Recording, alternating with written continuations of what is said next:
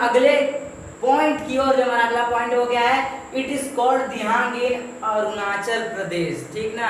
अब क्या है भाई, अभी तो अब भारत में है तो इसका नाम ब्रह्मपुत्र हो जाना चाहिए ना। नहीं, देखिए जहां तक जब ये आपका यू टर्न लेती है, जॉर्ज बनाती है, ठीक ना, तो जब वो आगे आती है आंध्र प्रदेश तक, गॉर्ज बनाती है, उसके बाद आगे आते गॉर्ज बना के अरुणाचल प्रदेश से एंटर जब अंदर करती है, तब तक अरुणाचल प्रदेश में भी इसका नाम क्या रहता है, दिहांग। इस पॉइंट को याद रखिएगा, क्योंकि बहुत सारे कॉम्पिटिटिव एग्जाम में पूछा जाता है क्वेश्चन कि अरुणाचल प्रदेश में इसका क्या नाम है। क्या नाम है इसका अरुणाचल प्रदेश में? दिहांग। ठीक, क्या नाम है इसका? दिहांग। ठीक, अरुणाचल प्रदेश तक इसका नाम ब्रह्मपुत्र नहीं रहता है, दिहांग रहता है। अब देखते हैं, ठीक ना। It is joined by Dibang and the Lohit and many other tributaries to form Brahmaputra in Assam. ठीक है, अब हम पॉइंट पे आ गए अपने। ठीक ना, क्या है कि जैसे ही ये दिहांग जो अरुणाचल प्रदेश से थोड़ा सा आगे और जाती है, तो इससे कौन कौन सी आपकी ट्रिब्यूटरीज जुड़ती हैं, सहायक नदी जुड़ती हैं? पहला दिबांग और दूसरा लोहित। देखिए कंफ्यूज मत होइएगा दिबांग और दिहांग में। दिहांग इसका अरुणाचल प्रदेश में नाम है ब्रह्मपुत्र का, लेकिन दिबांग इसकी ट्रिब्यूटरी है, इसकी बहन है, आके जुड़ जाती है, कहती नहीं मैं तुम्हारे साथ चलूंगी। तो दिबांग एक ट्रिब्यूटरी है इसकी, जो कि आपका लोहित और दिबांग और भी कुछ ट्रिब्यूटरी है, मेन यही दो हैं। और भी ट्रिब्यूटरी है जो इससे आके जुड़ती हैं, और इसका फिर यह इसको थोड़ा बड़ा करती हैं, लार्ज अमाउंट ऑफ वाटर इसको देती हैं, और कि यह असम में जाए, और मतलब थोड़ा बड़ी हो जाती है असम में एंटर करते हुए, और फिर वहां से इसका नाम ब्रह्मपुत्र होता है। देखिए यही इसमें पॉइंट लिखा है कि it is joined by Dibang and the Lohit and many other tributaries to form Brahmaputra in Assam, कि ब्रह्मपुत्र बनाने के लिए, यानी ब्रह्मपुत्र का निर्माण वहीं से होता है, असम से नाम ब्रह्मपुत्र। असली ब्रह्मपुत्र जो इसको सबसे चौड़ा भी कहा जाता है, चौड़ी नदी, मतलब सबसे उसकी जो नदी आपको एक अगर देखेंगे ना तो आपको जैसे लगेगा कि समुद्र है। ठीक ना, तो ये हो गया आपका कि ब्रह्मपुत्र, इसकी जो आपका चौड़ाई है ये बहुत ज्यादा है। ठीक है, अब क्या है, अब हमारा अगले टॉपिक पे बढ़ते हैं कि in टाइबेट Brahmaputra known as Tsangpo. क्या नाम है इसका? ब्रह्मपुत्र का टाइबेट में क्या नाम है? सांगपो। हमने अरुणाचल प्रदेश में नाम जान लिया। ठीक ना, अब हम टाइबेट में नाम जान लेते हैं ब्रह्मपुत्र का क्या है? सांगपो। ठीक ना, अब ये भी हमारा हो गया कि भाई टाइबेट में सांगपो नाम से जानी जाती है। अब क्या है, अब ये तो हो गया टाइबेट में। अब बांग्लादेश में भी एंटर करती है। ठीक है, बांग्लादेश में एंटर करेगी तो इसका क्या नाम होगा? जमुना। ठीक है, इसका नाम क्या है कि in Bangladesh it is known as Jamuna, not Yamuna.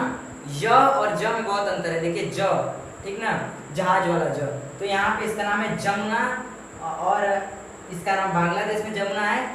ठीक है, तो हमारा क्या हो गया? टाइबेट में सांगपो, आपका बांग्लादेश में जमुना, और आपका अरुणाचल प्रदेश में दिहांग। ठीक है, अब हम बढ़ते हैं अपने अगले टॉपिक को। हमारा अगला टॉपिक क्या है कि in Tibet the river carries smaller volume of water and silt. जब यह टाइबेट में रहती है ना, टाइबेट में रहती है, तो ये बहुत कम ही मात्रा में पानी और सिल्ट यानी आपका सेडिमेंट्स इकट्ठा कर पाती है। ठीक है, क्योंकि एक तरह से वो कोल्ड एरिया है, ज्यादा कोल्ड एरिया और ड्राई एरिया है। ठीक ना, सूखा एरिया, कोल्ड है आपका। इसका मेन टॉपिक मेन क्या है कि वो कोल्ड है ज्यादा, और ये क्या है, और ड्राई है। ठीक ना, ये आपका क्या है? कोल्ड है और ड्राई है। यही आपका मेन रीजन है वहाँ का कि यह क्या है, इसमें ज्यादा पानी वो नहीं लाती है। तो चलिए बढ़ते हैं अपने अगले कुछ पॉइंट्स की ओर, उसमें हम समझाएंगे कोल्ड एंड ड्राई और उसके आगे भी कुछ चीजें। तो चलिए दोस्तों बढ़ते हैं अपने अगले पॉइंट की तरफ। हमारा अगला पॉइंट क्या है? While entering in India, it passes through a region of high rainfall। ठीक है, अब जैसे ही ये भारत में इंटर करती है, ठीक ना, ये भारत में इंटर करती है, थोड़ा और आगे चलती है, तो यह किस जगहों से गुजरती है? या ऐसे जगहों से गुजरती है जहाँ पे बहुत ज्यादा वर्षा यानी हाई रेनफॉल होता है। आपको पता ही है भाई, हिमालय रीजन है, इधर तो बे ऑफ बंगाल से हवा उठेगी, टकराएगी, तो उधर रेनफॉल होगा, पास में ही है। ठीक है, तो यहाँ पे हाई रेनफॉल होता है। ठीक है, अब हाई रेनफॉल होता है, इसीलिए यहीं से ये अपना बेड बड़ा कर लेती है। ठीक है, यहाँ से अपना ये बेड बड़ा कर लेगी। अब बेड मतलब ये अपनी चौड़ाई बड़ा कर लेगी। क्यों करेगी? पहले तो वहाँ से पतली आ रही थी ना, ज्यादा इसको ना सेडिमेंट मिल पा रहा था ना वाटर। ठीक है, तो वहाँ के क्यों कोल्ड और ड्राई था, अब यहाँ से जैसे ही आएगी भाई, तो ग्लेशियर से भी थोड़ा सा पानी मिल रहा है, ऊपर से आपको किससे मिल रहा है, ऊपर से आपको रेनफॉल से भी मिल रहा है, ठीक है। और वहाँ पे आपको पता है हर साल वर्षा होता है, ठीक है। अब क्या है, अब यहाँ से ये अपना बेड बड़ा कर लेगी, तो यही है कि then the river carries large amount of water and silt. यहीं से from here the river carries a large amount of water and silt. यहीं से रिवर क्या करती है, बहुत ज्यादा पानी इकट्ठा करती है और सिल्ट यानी सेडिमेंट इकट्ठा करेगी। भाई जब अपना इसका कोर्स बड़ा, मतलब इसका कोर्स कराओ, इसकी जब चौड़ाई बड़ी होगी ना, तभी ना किनारे किनारे से अपना उठाएगी सब सेडिमेंट्स। तो इसका जब बेड ये जैसे आपका पहले ऐसे आ रही, मैं आपको समझा रहा हूँ कि ऐसे जैसे आपकी नदी पहले आपकी ऐसे आ रही है, ठीक है। सपोज कीजिए कि ये नदी आपकी ऐसे आ रही है, ठीक है, इधर से पहले पतली है, फिर धीरे धीरे अपना कोर्स बड़ा करते जाएगी, ठीक है। क्या करेगी, धीरे धीरे आपका कोर्स बड़ा करते जाएगी। आप अगर बुक में भी देखेंगे ना, तो सारी जो रिवर्स हैं उनको थोड़ा पतली लाइन में दिखाया गया है, लेकिन जो ये वाली रिवर है इसको थोड़ा डार्क मोड, जैसे अब इसको ना पूरा एकदम ऐसे डार्क किया गया है, ऐसे डार्क किया गया है। अब ये इसलिए किया गया है क्योंकि ये शो किया गया है कि ये बहुत चौड़ी नदी है, ठीक ना।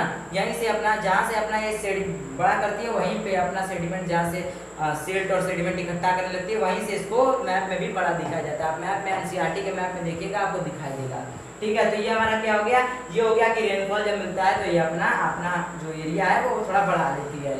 अब क्या है, it form many riverine island. याद कीजिए मैंने आपको बताया था, सोचिए मैंने जब आपको इंट्रो पढ़ाया था वीडियो में, तो मैंने आपको बताया था रिवराइन आइलैंड क्या होता है। अब रिवराइन आइलैंड मैं बता दे रहा हूँ, ठीक ना। रिवराइन आइलैंड क्या है कि जब ये नदी ऐसे जा रही है, ठीक ना, इधर से, फिर यहाँ जैसे ये आगे जा रही है आपका, ये ऐसे आगे जा रही है, ठीक है, ये आपका ऐसे और आगे जा रही है, ठीक है। तो यहाँ से सेडिमेंट्स कुछ ला रही है, ठीक है। जब सेडिमेंट्स ला रही है, फिर ये आगे जा रही है, आगे जा रही है।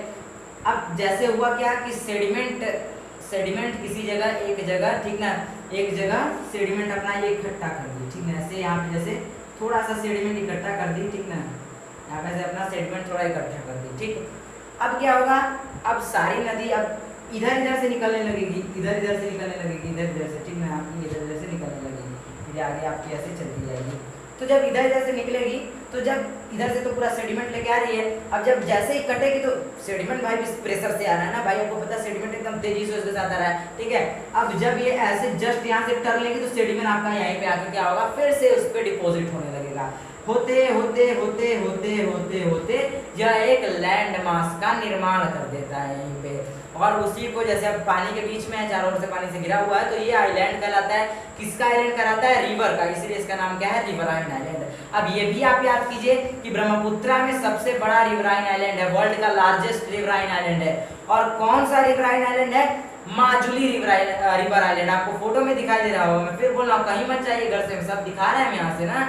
अब देखिए आपको फोटो में दिखाई दे रहा है, और ये वर्ल्ड लार्जेस्ट रिवराइन आइलैंड है, और इसको जो सरकार है उन्होंने डिस्ट्रिक्ट इसको घोषित कर दिया है, क्योंकि यही एक ऐसा रिवराइन आइलैंड है जिसपे लोग रहते हैं, इसीलिए इसे माजुली जो है उसे आपको डिस्ट्रिक्ट में इसको चेंज कर दिया गया है। बाकी जो रिवराइन आइलैंड है उसको नहीं चेंज किया गया, ये जो मतलब बहुत सारे हैं, लेकिन ये इस पे आपकी लोग रहते हैं यहाँ पे, इसीलिए इसको डिस्ट्रिक्ट में चेंज कर दिया गया है। तो ये क्या हमारा गया, Majuli river island is the world largest riverine island of the world.